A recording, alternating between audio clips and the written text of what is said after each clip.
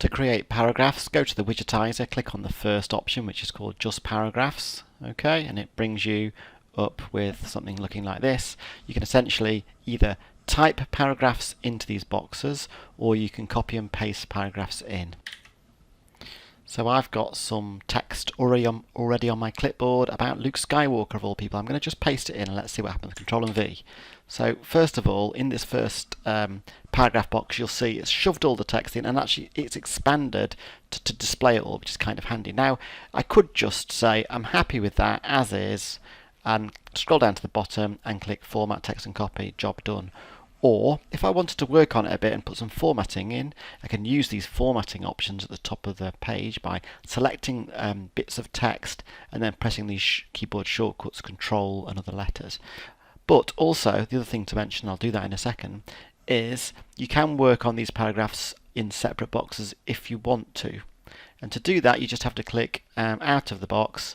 This blue thing has appeared, this blue button saying Distribute Clipboard. If I click that, what it'll do is every time it sees a new paragraph, it'll put it in a subsequent box. So let's click that and see what happens. Okay, so it's retained the first paragraph, but after that, this is where the second one starts. It's put it in its own box.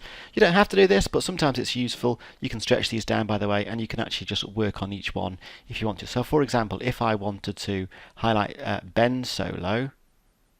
Okay, there, I can do that, and I can use Control and B, and you'll notice it's put a strong tag before where the selected text starts, and a close strong tag after the end of it.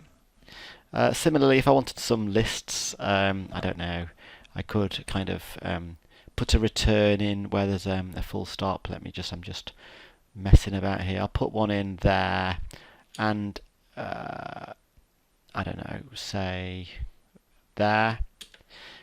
So if I wanted these to be a list items, I can press Control and U for unordered, or Control and O for ordered. I'm going to go for unordered, so Control and U, and you'll notice it's put some more HTML in, look here, to make some lists. The last thing I want to do is just put a link in. So if I wanted to maybe link this sith destruction, I can highlight it, press Control and Y, and it asks me for the URL or the web page link. I've got something. It's literally just a page on the widgetizer. Paste that in and click OK. And again, you'll notice it's put some code in there for you, okay, around that selected text. Now let's see what happens if we click Format Text and Copy. It gives you a box at the top to tell you it's done it. And then it gives you a preview of what you've just worked on. So you'll notice we can see that it's got these list items. Look, that's useful, isn't it? It's put the link in, that'll open a new window, and it's also made Ben Solo bold.